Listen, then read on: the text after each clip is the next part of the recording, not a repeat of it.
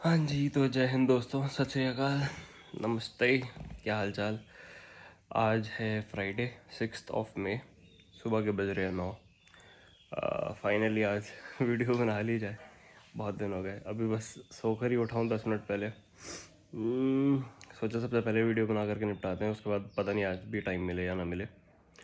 बोला था मैंने वीडियो बनाऊंगा इस वाले टॉपिक पर कि फाइनली मेरे को इसका जो आवाज़ आ रही थी बाइक में से हमारी, उसका मेरे को रेजोल्यूशन, उसका जो सोल्यूशन है वो मेरे को मिल गया है। तो सोचा था शेयर करूं।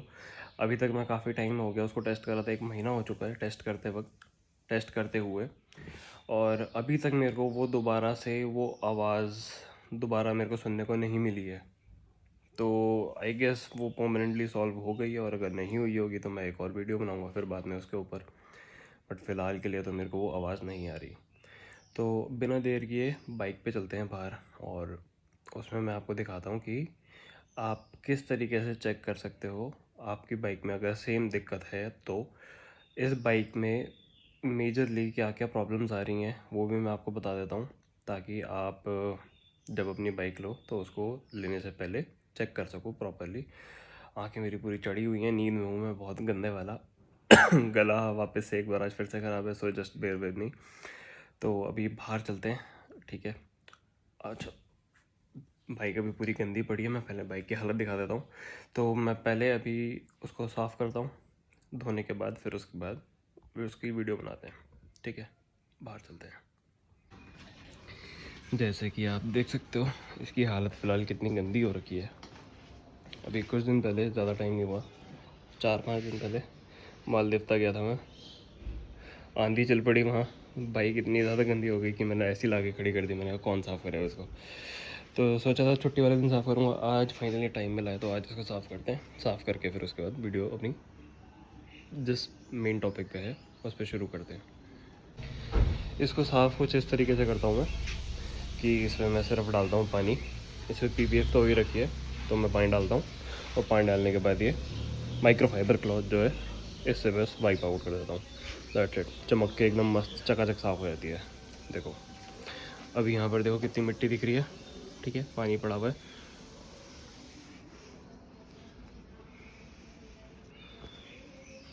सही, कुछ करने की ज़रूरत नहीं है, इतने में ही चमक जाती है।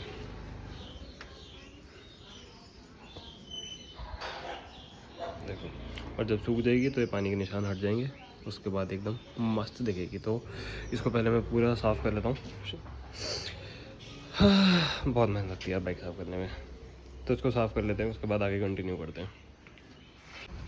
तो बुलेट अब अपनी फाइनली चकाचक साफ़ हो चुकी है। देखो सिर्फ पानी और कपड़ा और कुछ भी नहीं। नीचे कमेंट करके ज़रूर बताना कैसी लगी। कोई एक्स्ट्रा केमिकल नहीं, कोई वॉश नहीं, सोप वॉश, पॉलिश नहीं, कुछ नहीं, बस पानी और माइक्रोफाइबर। अभी फ़ोन को ज़रा सेटअप करते हैं, कैमरे को मतलब, और उसके बाद मेन टॉपिक पे आते हैं। तो ठीक है, फ़ोन कैमरा हो गया है सेट। अभी चलते हैं हम आगे अपने बुलेट पर। इसको साफ करना बड़ा मुश्किल है भाई, पीछे स्कूटी खड़ी है ना, स्कूटी को साफ करना आसान है।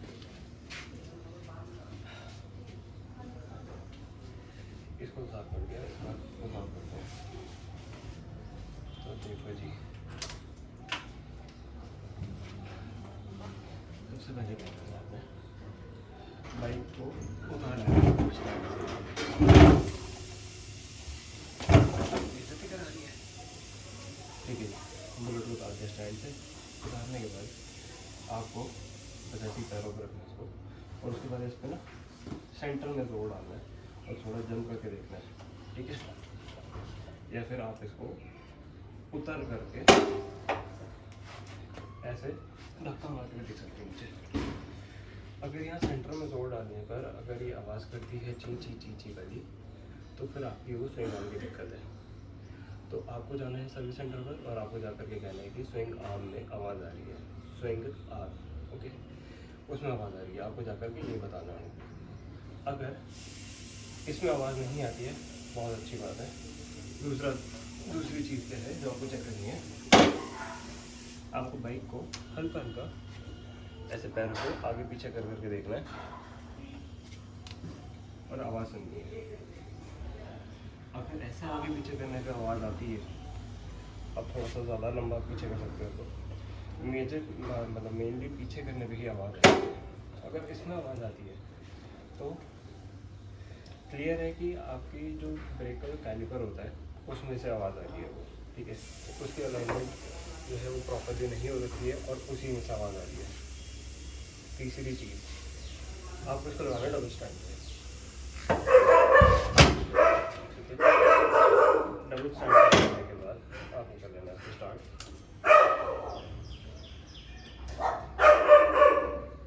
बस करो यार।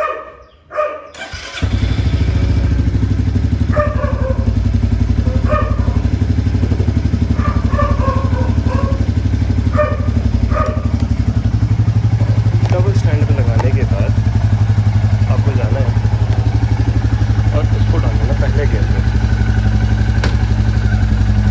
ठीक है। अब आपको आना है पीछे वाले टायर की तरफ। तो यहाँ पर आपको ध्यान से कान लगा करके सुनना है।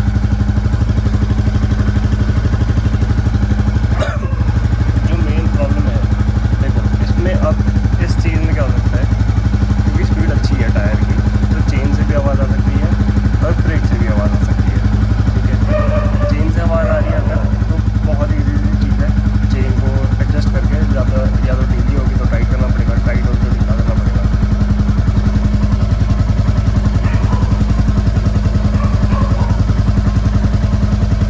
देखिए अभी ये जो हल्की सी आवाज़ आई थी तो इसलिए आई क्योंकि अभी मैंने उसको वॉश करा है तो पानी जब पड़ता है हल्की थोड़ी बहुत आवाज़ करती है।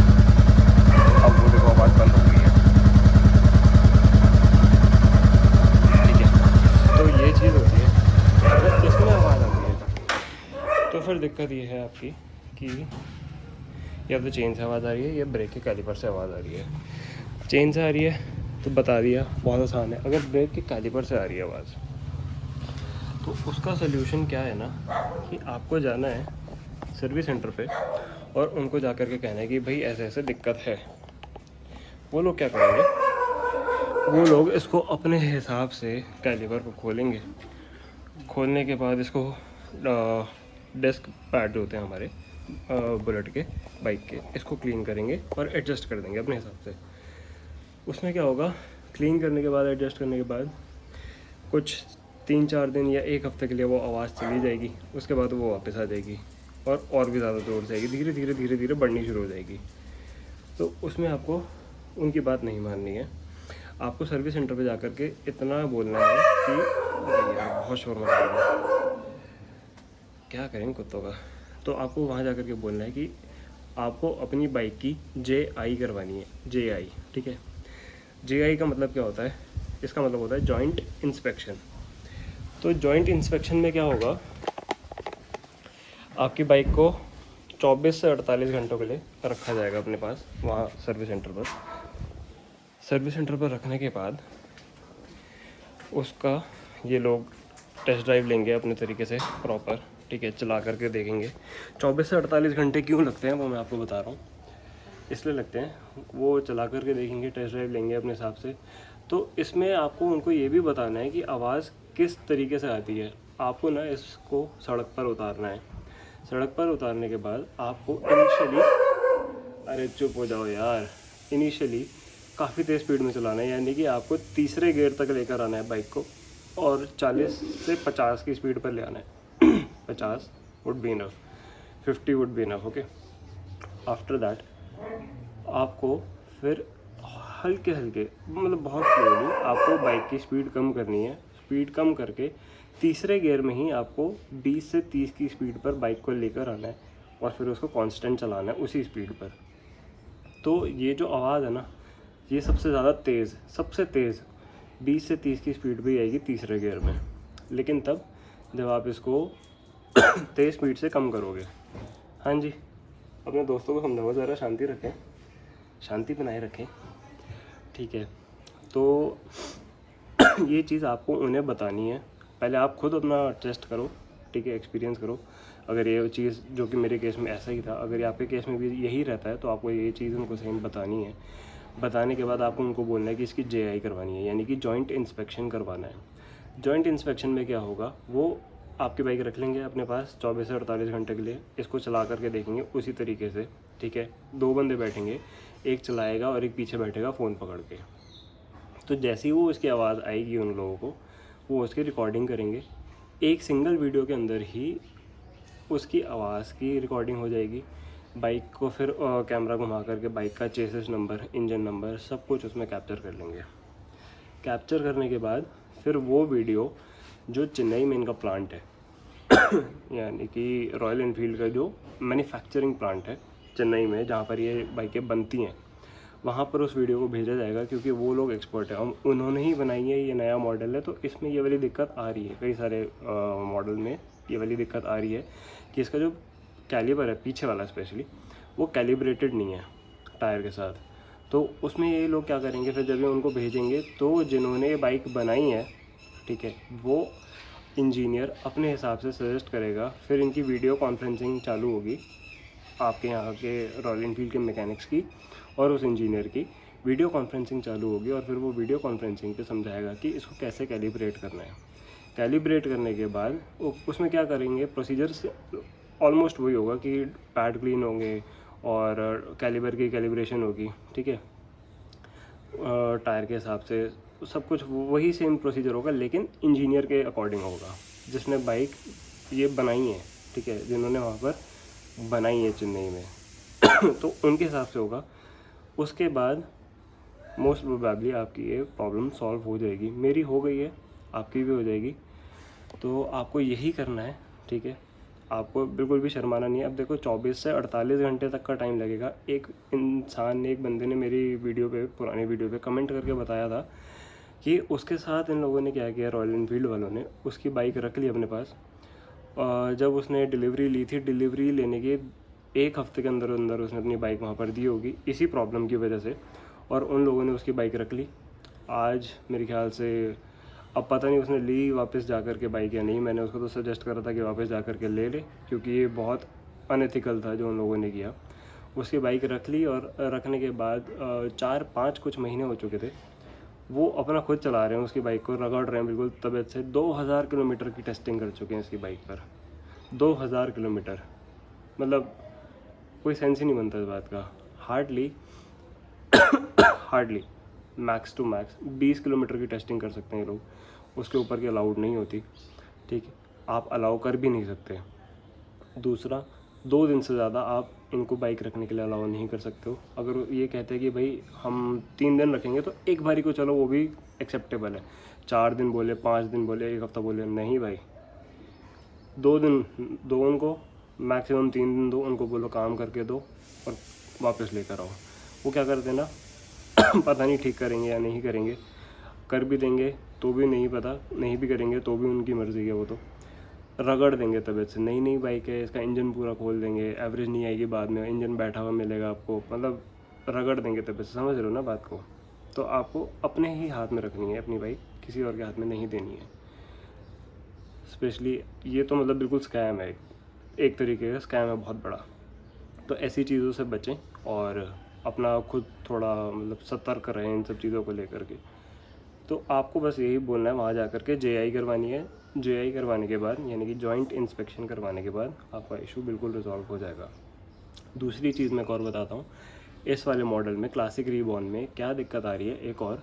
ये तो चलो थोड़ी कॉम्प्लिकेटेड थी, दूसरी वाली थोड़ी बहुत सिंपल सी है। उसमें क्या हो रहा है कि लोग जब इसको चला रहे हैं तेज़, तो 60-80 पार करने के बाद, स्पीड पार करने के बाद, जो स्पीडोमीटर है, सॉरी एक्सेलमीटर कह रहा हूँ मैं, स्पीडोमीटर जो है उसकी जो सुई है वो अटक जाएगी और वो उसके बाद नीचे नहीं आएगी। तो मतलब बाइक बंद खड़ी है एक जगह पर खड़ी हुई है, तो भी वो 60 की स्पीड दिखा रहा है, 80 की स्पीड दिखा रहा है। या बाइक चल रही है भाई उससे तेज़ 80 पे चल रही है और स्पीड दिखा रहा है वो 60 की, तो स्पीडोमीटर अटक जाता है। तो उसमें क्या है, वो कुछ नहीं है, उसका जो पेपर है ना वो थोड़ा सा फूल जाता है, क्योंकि कहीं ना कहीं कोई ना कोई हो सकता है सीज़न की वजह से ना थोड़ा सा हो जाता है, कहीं कोई लीक होगा। तो उसमें क्या है कि आपकी बाइक वारंटी में, आप जाओ और मीटर ही चेंज करा लो पूरा, ठीक है, कोई कॉस्ट नहीं आएगा, उसका कोई चार्ज नहीं आएगा। सिर्फ एक 28 रुपये की चार्ज आएगी, जो कि जॉब शीट खुलती है उसका चार्ज होता है वो 28 रुपये, वो चार्ज आएगा। उसके अलावा कुछ भी चार्ज नहीं आएगा, आपका सब कुछ काम फ्री में हो जाएगा। तो आपको यही काम करवाना है। अगर इसके अलावा आपको और कोई दिक्कत आ रही है आपकी बाइक में तो मेरे को नीचे कमेंट करके ज़रूर बताना, ताकि फिर हम भी उस चीज़ को टेस्ट करेंगे, और अगर वो सच में ऐसा कुछ निकलेगा तो फिर उसका सॉल्यूशन ढूंढने की कोशिश करेंगे। जा कर के अपने उन बंदों से बात करेंगे शोरूम पर, सर्विस सेंटर पर। तो जो भी पता लगेगा मैं उसको आपके साथ बिल्कुल शेयर करूँगा। अगर वीडियो पसंद आई हो तो लाइक ज़रूर करना, चैनल को सब्सक्राइब करना। नीचे कॉर्नर में एक आइकन आ रहा होगा चैनल का, उस पर क्लिक करोगे, सब्सक्राइब का बटन आ जाएगा, दबा डालो, ठोक दो तबीयत से एकदम, छेद कर दो फ़ोन के अंदर सब्सक्राइब दबा के, ठीक है। वहाँ से नहीं करना तो वीडियो को ज़रा नीचे स्वाइप करो, उसके बाद मेरे चैनल का लिंक जो आ रहा होगा वहाँ पे सब्सक्राइब का बटन होगा, उस पर कर दो। वीडियो को लाइक ज़रूर करना, अपने ज़्यादा से ज़्यादा दोस्तों पे शेयर करो, उनको जिनके पास बुलेट है, नहीं है, या जो ये ख़रीदने की सोच रहे हैं नई वाली रीबॉर्न, तो उनको भी ताकि ये बात पता चले। अपनी अगली वीडियो में एक मैं वीडियो बनाता हूँ जो कि मैं नेक्स्ट वीक पोस्ट करूँगा। उसमें मैं आपको बताता हूँ कि आप जब ये वाली बुलेट लेने जा रहे हो तो आप डिलीवरी लेते टाइम पर उसमें क्या क्या चीज़ें चेक कर सकते हो। आप वो चीज़ें चेक करके ही लेना, उन चीज़ों को चेक करे बिना मत लेना, ठीक है। क्योंकि अभी ये नया मॉडल आया था, पहले स्टॉक में से मैंने ले लिया है, तो मैंने काफ़ी कुछ भुगत लिया इसमें। मेरे को पता लग गया है कि कहाँ क्या कमी आ सकती है इसमें, और मैंने भी काफ़ी चेक करके ली थी, बट क्योंकि स्टिल नया मॉडल था तो पहले स्टॉक में आया था, तो हमें ही झेलना पड़ता है। जो पहले स्टॉक के ओनर्स होते हैं उन्हीं को झेलना पड़ता है। एक्सपेरिमेंट हुआ था उनके साथ थोड़ा सा। तो मैं आपको बताता हूँ सारे पॉइंट्स अगली वीडियो में अपने। आप उन सारे पॉइंट्स को चेक करके ही अपनी बाइक की डिलीवरी लेना। चलो इसी के साथ इस वीडियो को ख़त्म करते हैं। सायोनारा।